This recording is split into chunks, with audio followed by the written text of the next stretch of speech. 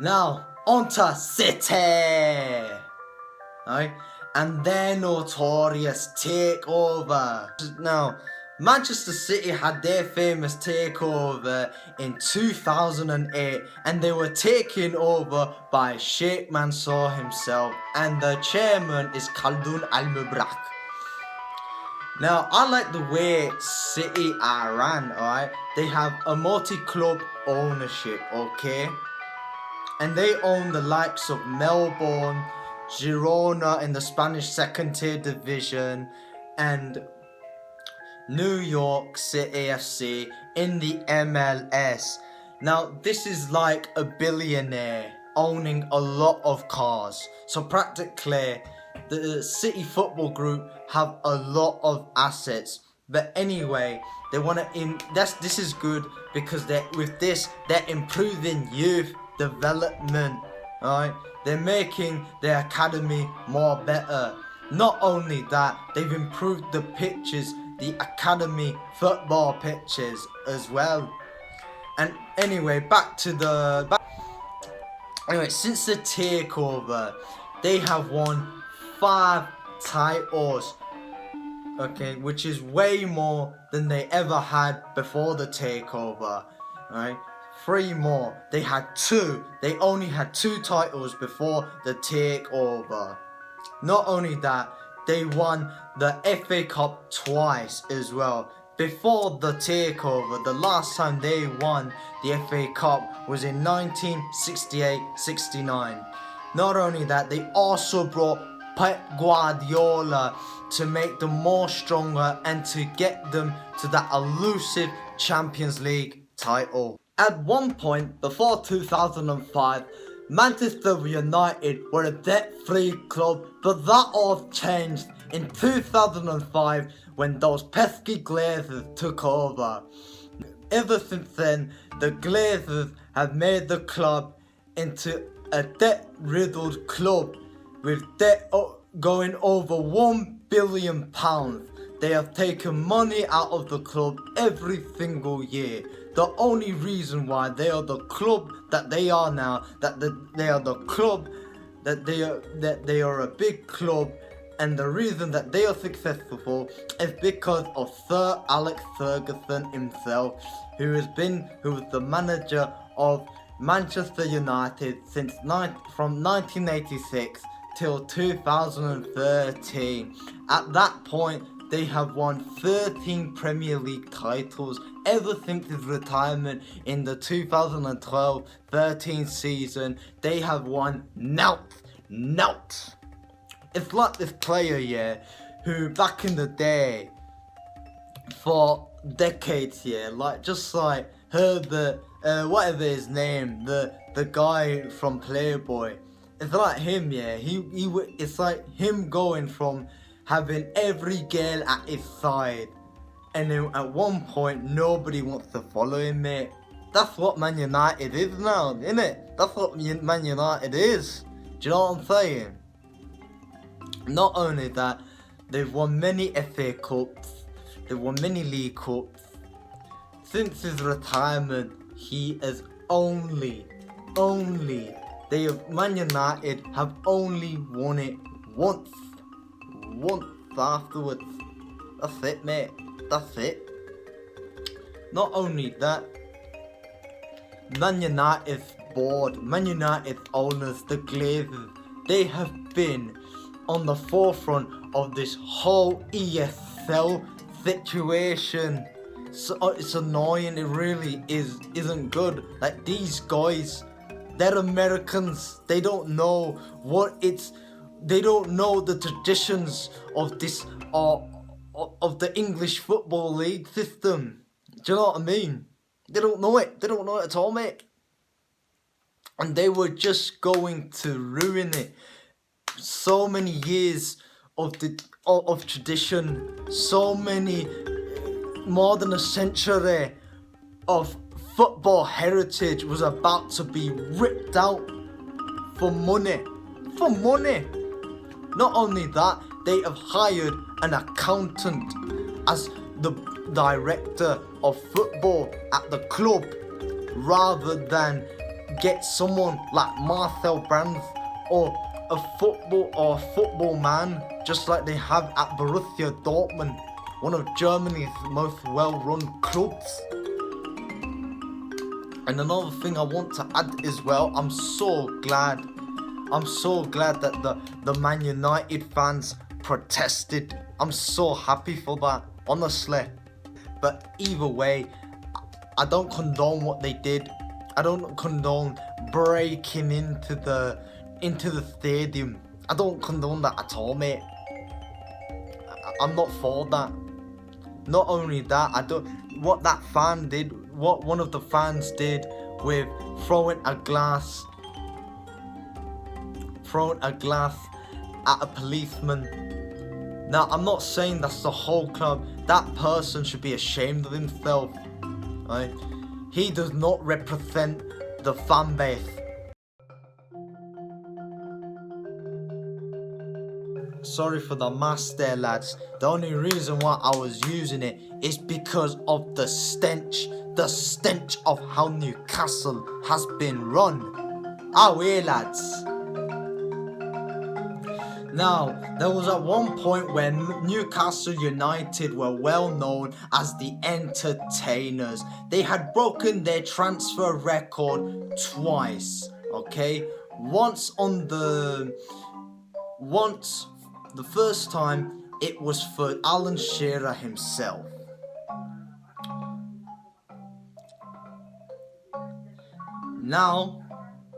Then it was for Michael Owen.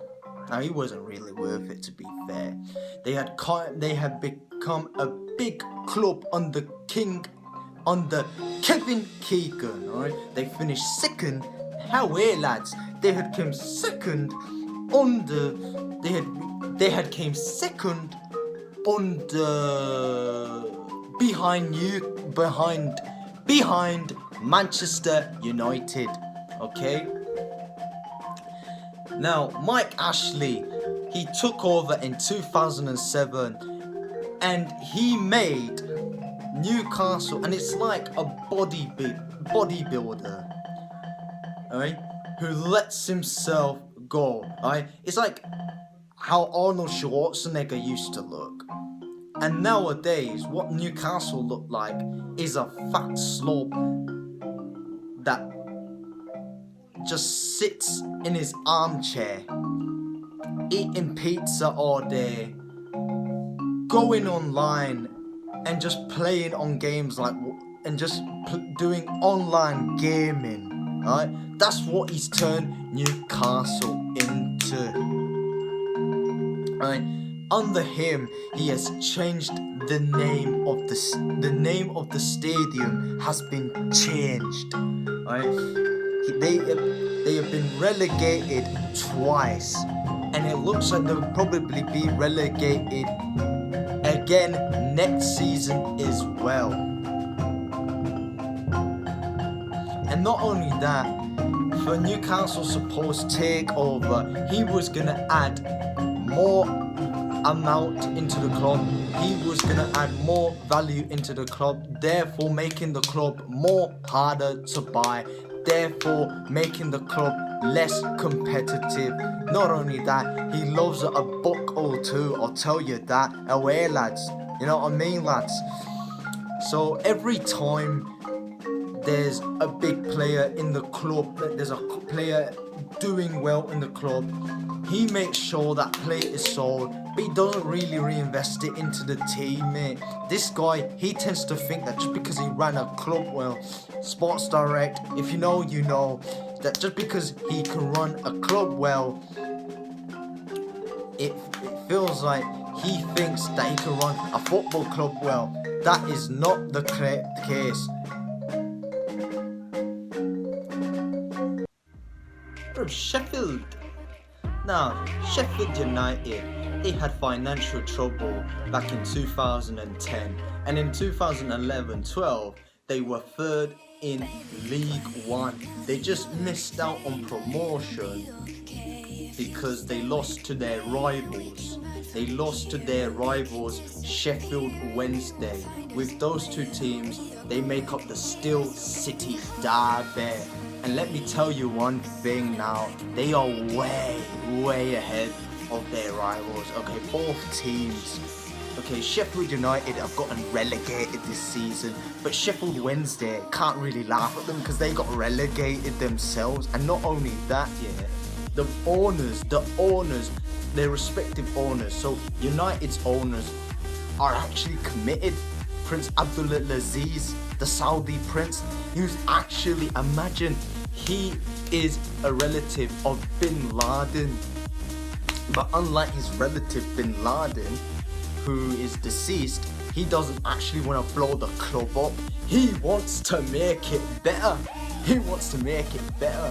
Unlike Wednesday's owners, who actually want to sell the club and who have been deducted points for being run in a wrong way. Those deducted points is what made them get relegated. Haha, shame on you. I think Sheffield United are the bigger club in the city at the moment. They are the most better club in the city in this moment of time, mate. Honestly. And in 3rd of September, now on to Mr. Abdulaziz himself.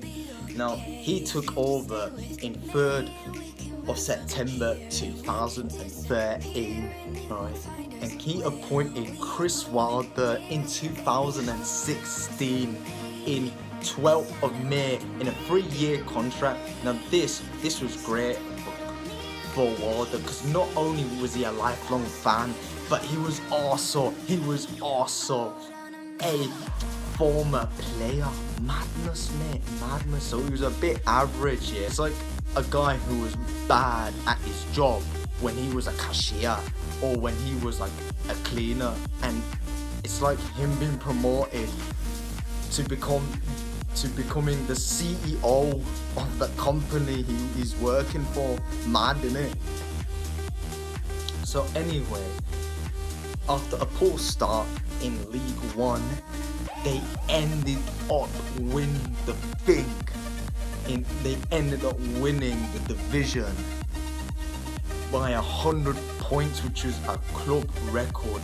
Not only that, they got promoted to the Premier League, so they got 2 promotions in 3 years. This is what happens when you have an owner that cares, and when you have a manager who loves the club and who wants the best for the club as well. And not only that, yeah, whilst they were in the Premier League, he was a breath of fresh air. He was a breath of fresh air for sure. Sheffield were just great. They overachieved. They finished quite high in the top end of the table. He brought in overlapping centre backs, 3 at the back, which really was something new to see. And he did it with like players that didn't even seem good enough. Players who were rejected from other Premier League clubs, and also guys who had spent most of their careers in the lower leagues. But after a while, he started to bring, in his second season, he brought in poor signings. The recruitment was terrible as well. And to be fair, all Wilder just did was complain about the signings, to be fair, which wasn't that good. So basically what Sheffield United is practically that old man that turned young and then turned old again. So practically like Benjamin Button, but in the weirdest way. Alright. On to Southampton now. Now they were taken over in August 2017 by Gao Jiseng, a Chinese businessman. And under his ownership, yeah, now let me tell you, they got slapped 9-0, right? Slapped 9-0 to Leicester. 9-0, alright? The players, they were so shamed. And not only the players, but the backroom staff were so ashamed that they gave away to the club's charity, Southampton Foundation, alright? And to be fair, the owners have appointed a good manager in Ralph Hasenhüttl, a manager who has helped RB Leipzig get promoted into the Bundesliga. Now RB Leipzig have gone leaps and bounds. They've not only they play great attacking football, they have played in the Champions League. They have challenged Bayern Munich to the title. They haven't won it yet, but they've gone really close. They've really been a form.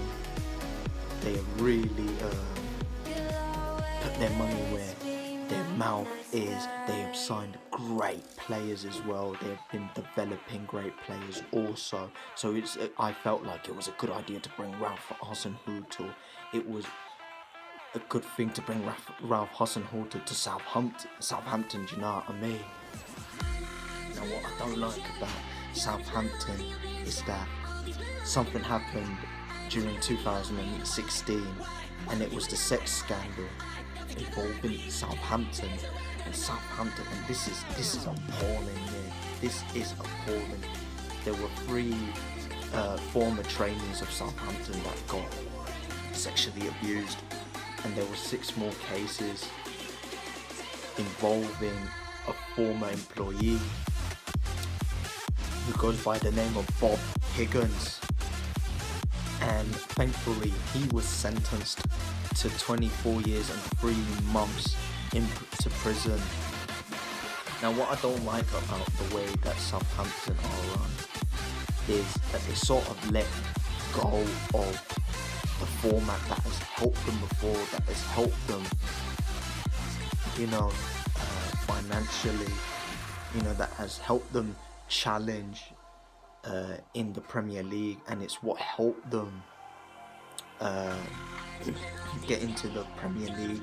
I felt like they've sort of abandoned, their youth. They haven't really been, taking care of their academy structure as they were before, or at least they haven't been using it as they were before. And I feel like I've got to criticise the owners of that, really, for not really promoting that around the club, for not using that sort of culture around the club. I remember when they were in League One, promoted. I'm sort of too young to remember. You know what I mean? I was a little kid, and I remember when I was a little one. And Southampton, they were in League One, and I remember the club that the team they brought to the Prem, and even their League One team, the last time they were in League One, even that team has more talent than the team they've got now. We've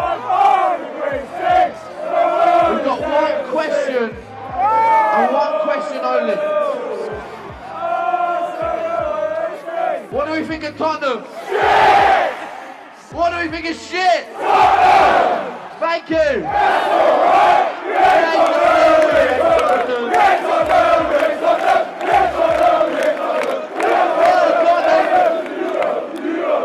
That is what I think of Tottenham. Anyway, now, Daniel Levy and Joe Lewis, they're the main stakeholders of Tottenham, owning a combined 85% of the club. Right? Now, while Joe Lewis is sort of the tycoon, God knows where he's at right now. He's probably sitting in his yacht or on a beach somewhere. Daniel Levy is the more active one in the club, alright? He's the good businessman, okay? He's the one that gets the deals done and everything, alright?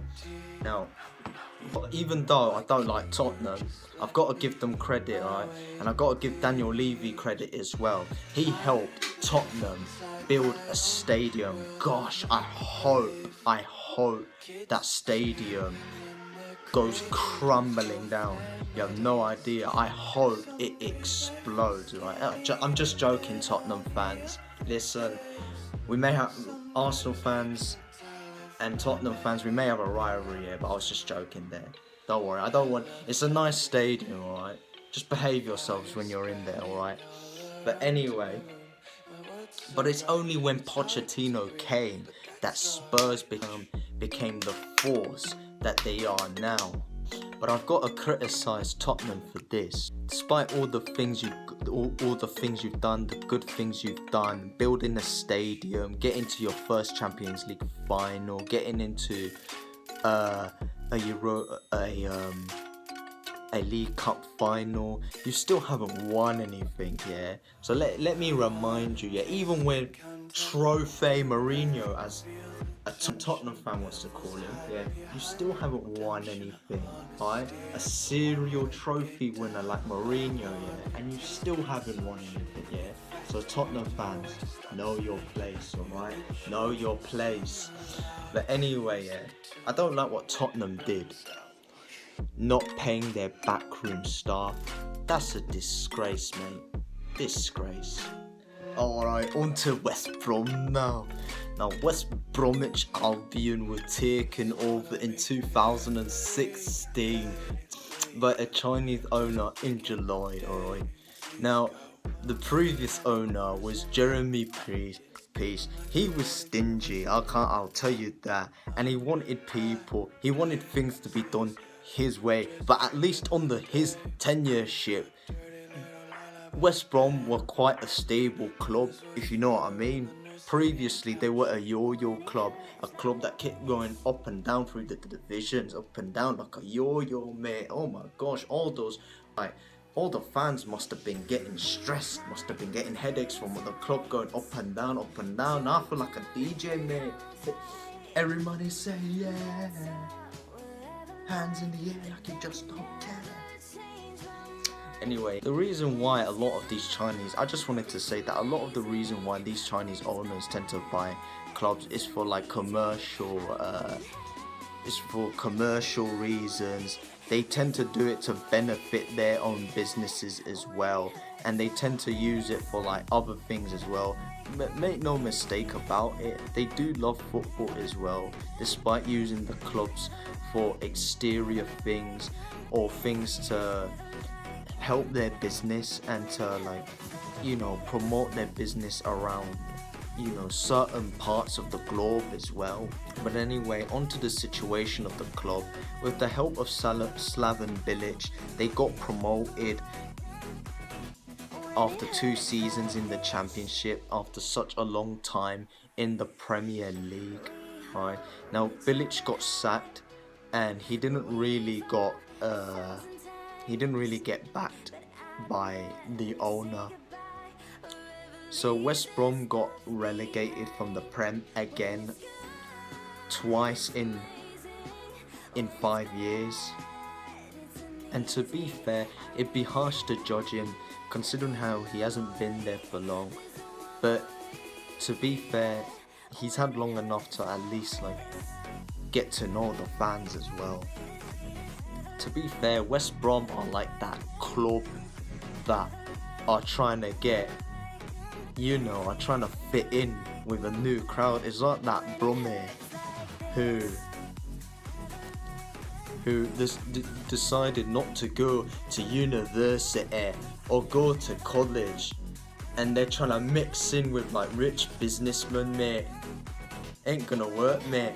It's like turning up into a room full of rich businessmen, people who have studied a lot about business, and the closest thing that you know about business is,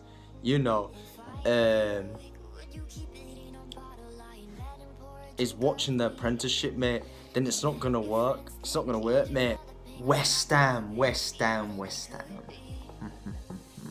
Gosh, I want to talk about you guys. I like to talk about West Ham's owners. Oh my gosh, I can already hear the West Ham fans screeching at my ears, telling me how much they hate their owners. DSB out here, right? David Gold and David Sullivan, the two Davids, alright? They took over in January 2010. They moved to the Olympic Stadium in around 2016 after more than a century in their previous ground, their previous historic ground, Berlin ground, alright?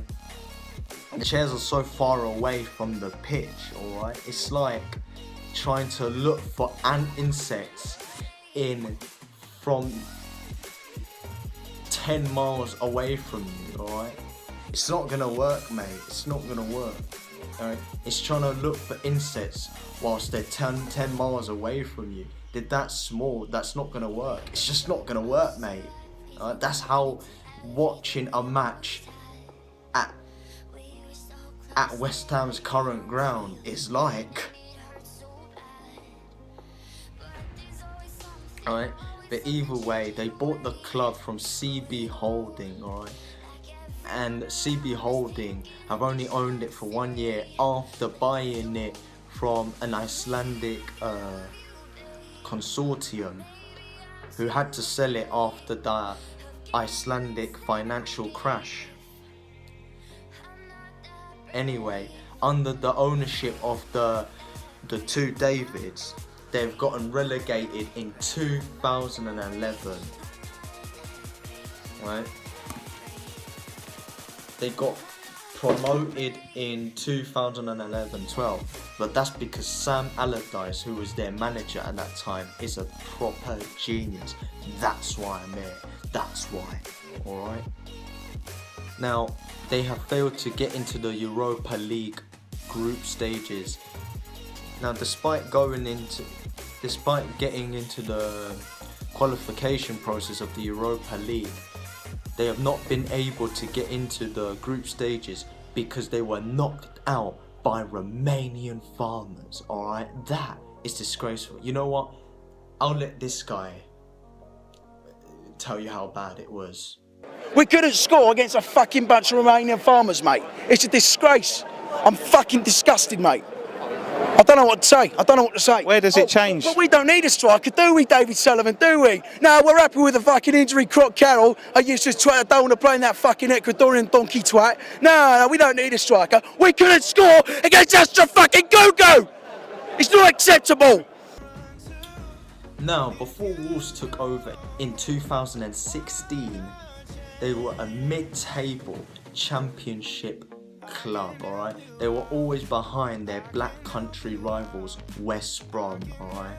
Now, the tables have now changed, alright? Wolves are that team that look like they'll never get relegated from the Prem, whilst West Brom, they'll be considered lucky if they could stay there for at least 5 years, alright? They'll probably be glad to just be in the Premier League alone, alright? Rather, whilst Wolves are going to be challenging for the top end of the table, alright? Alright, but it's not just about throwing money as well. I just want to end it with that, alright? These guys have Fosun have appointed Jorge Mendes, the super agent, the agent of Cristiano himself and many other stars of the game. He has brought a lot of top Portuguese players in and many of his clients in as well, such as the manager Nuno Espirito Santo, who has done wonders for the club, who has helped the club so much. But anyway, these guys have invested in the stadium, in players, in the academy structure as well, to benefit young players as well. To be fair, in my opinion, I think that was sort of pointless because those young players are probably going to struggle to get into the team now that Wolves have got extremely good players compared to the muck they had 10 years ago. Do you know what I mean? But anyway, they were championship winners in 17-18. And in their first season back into the Premier League, they qualified for the Europa League, and in such an incredible way, in such an impressive way. Alright, gotta give it to them. They really did impress me. I feel like they were a really good unit, really good team. And not only that, they're also bringing in Chinese players from their own country to Wolves as well, and that's sort of good to help them, you know, develop their own players as well, to help benefit their national team. So these guys are actually one of the best owners in the league, if you ask me. Right? This is practically like two brothers, right?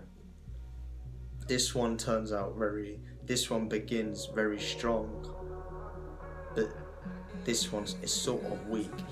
This one's the muscly one, and this one's like the skinny, weak one. And this is West Brom, and this is Wolves, and Wolves is practically that brother that gets bigger and strong. But anyway, yeah, this is the brother. This is West Brom, and this is now Wolves, right? That's how it now is in football terms. And West Brom are just small, or just that little brother, just that older brother that was once bigger than the smaller brother, that has now been overtaken by the smaller brother. There.